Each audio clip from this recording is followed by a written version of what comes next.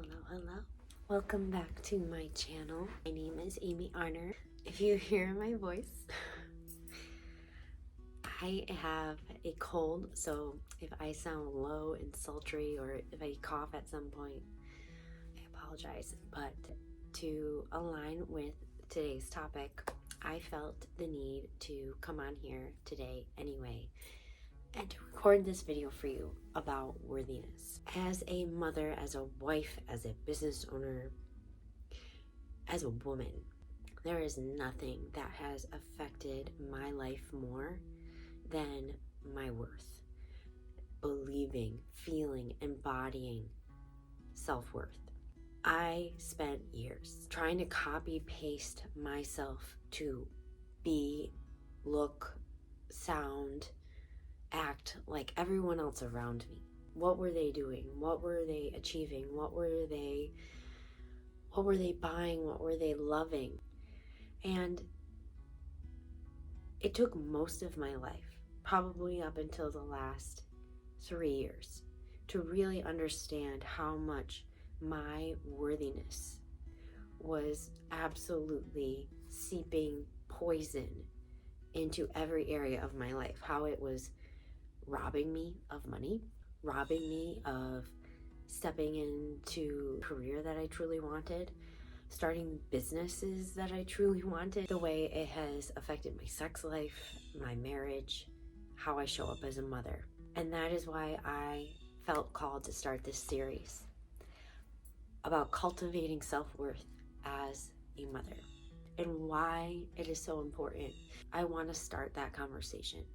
I want to start talking about why I personally feel and believe that cultivating deep, true self-worth as a woman, as a mother, as a wife, a partner, fill in the blank, why it is not only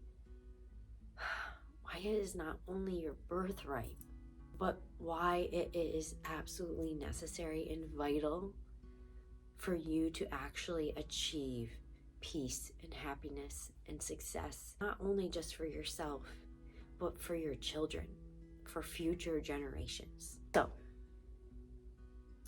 let's start at the beginning.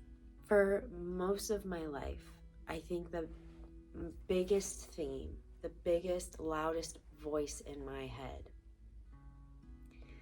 was, why is it so hard? Why not you? Why is it just not working out for you? And what I really meant by that was, why does God, Spirit, Universe, why does He not want to see me win? Why does He not want me to be happy? Why does He not want me to get the job, get the guy, have the money, get the degree, all of the above? I really felt like God, Spirit, whoever was up there had it out for me. What that really did was it kept me stuck in a cycle. It kept me stuck in this mentality that life was happening to me. That these things, situations, circumstances, they were happening to me. Happening to me to hurt me, happening to me to shoot me down, to keep me held back. That was how I spent the first 3 decades of my life, feeling like these things kept happening and they were out of my control. These things kept happening because there just must be something wrong with me. And all that did was perpetuate this need, this drive to continue to look at what other people were doing, to continue to question my actions, my thoughts, my intuition, my gut feelings. And it left me in a constant state of anxiety, of one foot out the door, anticipation that things were just not going to work out, because that was the life that I knew. And what I didn't see was the little ways that this was keeping me stuck, little ways that this was sabotaging me on a daily basis, from keeping me in a depressed state, not wanting to wake up in the morning, not wanting to get out of bed, not wanting to, work out, move my body, reaching for sugary foods, reaching for comfort foods, seeking relationships because I just didn't want to be alone, distracting myself with men that were ambitious, driven, financially wealthy, because I felt deep down inside that I was never going to get anywhere. It just wasn't going to ever really work out for me. So I might as well attach myself to someone that is really successful, really got it together. Because maybe it's got to just be me. It's got to just be my luck. It's just got to be something's wrong with me. You know, if I can mold myself to be what they want me to be, then I can attach myself to them and they can do the work. They can save me, raise me up. They can help me build the life that it is that I dream of. It completely disempowered me. I drank too much, binged television like it was my job. I racked up so much debt at Target, so much credit card debt, buying clothes. I was just living from one Band-Aid to the next. And it never ever changed a damn thing. It never ever worked. My self-esteem was so low that it didn't matter even when I got down to 118 pounds. And for reference, I'm a 5'7" frame. When I was the fittest shape I've ever been. Even after I ran a goddamn marathon, it did not matter. And I still wasn't enough. I still looked in the mirror and I still tore myself apart. And what this did is it made me terrified. Absolutely terrified to become a mother. Terrified because I did not want to pass this anxiety, this fear, this life onto anyone else. I didn't want anyone else to feel this way about themselves. But what I didn't know at the time was how it was that I could change that. How I could stop this cycle, this way of living, stop this way of being, of feeling about myself. So this is what I want to talk about today. This is what I want to share with you today. The first thing that I had to do was I had to stop believing and feeling committed to the story that life was happening to me. I had to stop running and I had to start looking within. I had to stop believing that life was happening to me. I had to start committing that this life was happening for me. All of these things, all of these situations, all of these cycles that keep repeating, these relationships that keep ending, feelings that keep resurfacing, they're trying to show me something.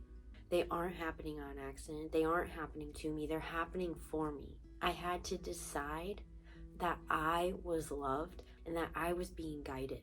When I stopped treating myself like a victim and I started slowly but surely taking back the power in my life, deciding that I was going to do differently as each situation started to roll in, as each pattern or trigger started to re-arise or resurface, I started to take back my power. I started to choose differently, to choose again, to do the thing that I didn't do, to do something different. It was only when I started doing that I started to feel the shifts. Things started to change. I started to build that confidence that my intuition was right. I was strong enough. I was worthy enough. I was capable. I didn't need to rely on someone else or something else outside of me. That God was with me. Spirit, universe, whatever you want to call it, they were right there. And they heard my prayers. They heard my intentions, my longings. They knew my heart. And they were just trying to help me get there. So that's what I want to share with you today. I want to leave you with this one simple request. Stop buying in to the lie that life is happening to you. Start committing and investing in the belief that this is happening for you. Every painful breakup, every painful thought, every betrayal, every failure, every moment of despair, every tear has been leading you to this moment, to this decision, to this pivotal point of,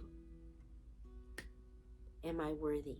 Do I decide and choose myself? Do I choose me? Do I choose my intuition? Do I choose to trust and take the path less traveled of this or something better?